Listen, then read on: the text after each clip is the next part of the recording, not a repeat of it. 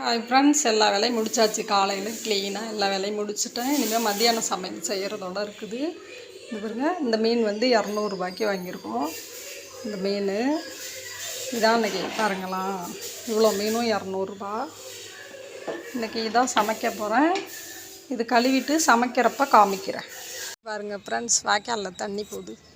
இந்த பாருங்க, இவ்வளோ தண்ணி போகுது பாருங்களா, போகுது பாருங்க,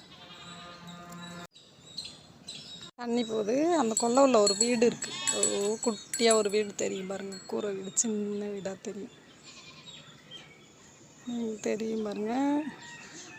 மாடுலாம் குளிப்பாட்டுறாங்க. மாடு கட்டியிருக்கு பாருங்கள், தண்ணி உள்ள மாடு குளிக்க ஊற்ற போகிறாங்க, கட்டி வச்சுருக்காங்க. இதான் எங்கள் வீட்டுக்கு பின்னாடி, நாங்கள் மாடியில் இருக்கோம். எங்கள் வீட்டு பின்பக்கம் தண்ணி ஓடும் வாய்க்காலில். ஃப்ரெண்ட்ஸ், மீன் குழம்பு கொதிக்குது. மீன் குழம்பு கொஞ்சமாக தான் வைக்க போகிறோம். பாதி குழம்பு எடுத்துருவேன். எங்கள் பசங்க மீன் குழம்பு சாப்பிடாதுங்க, வெறும் குழம்பு மொண்டுட்டு அப்புறம் மீன் போட்டுப்பேன். எங்களுக்கு மீன் குழம்பு கொதிச்சிட்ருக்கு. இந்த பாருங்கள், மீன்லாம் வறுக்கிறதுக்கு பெசரி வச்சுருக்கோம்.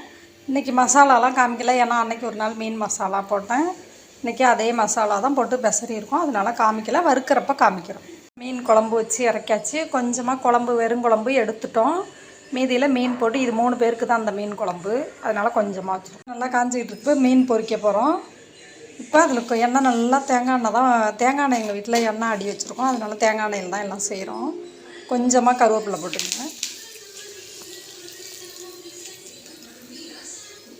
இது பாருங்கள், பூண்டு வந்து மீன் நிறையா மடலில் பொரிச்சிருக்கேன். இன்றைக்கி இந்த மடல் பூண்டு நிறையா இது மாதிரி உரிச்சிட்டு சின்ன சின்னதாக கீரல் போட்டு வச்சுங்க. அதையும் இதில் போட்டுங்க.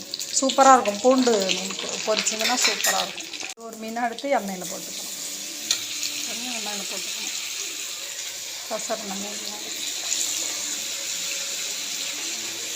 பொரிஞ்சிட்டு எடுக்கிறப்ப காமிக்கும். ஃப்ரெண்ட்ஸ், பூண்டுலாம் போட்டு பாருங்கள், பூண்டெல்லாம் சூப்பராக இருக்கும். இது மாதிரி எண்ணெயில் போட்டு வறுத்துட்டு சாப்பிட்டு பாருங்கள். மீன் ஒரே மாதிரி வறுக்காமல் பூண்டு போட்டு, வெங்காயம் மசாலா போட்டு, காஞ்ச மிளகாலாம் கட் பண்ணி போட்டு மீன் வறுத்து சாப்பிட்டு பாருங்கள், செம்ம டேஸ்ட்டாக இருக்கும். மீன் வறுத்தாச்சு. கொஞ்சமாக மீன் குழம்பு. இதான் இன்றைக்கி எங்கள் வீட்டு சாப்பாடு. உங்களுக்கு பிடிச்சிருந்தா லைக் பண்ணுங்கள், ஷேர் பண்ணுங்கள், சப்ஸ்கிரைப் பண்ணுங்கள். நன்றி. பார்க்குறதோட இல்லாமல் ஏதாச்சும் குறையெல்லாம் இருந்தாலும் கமெண்டில் சொல்லுங்கள்.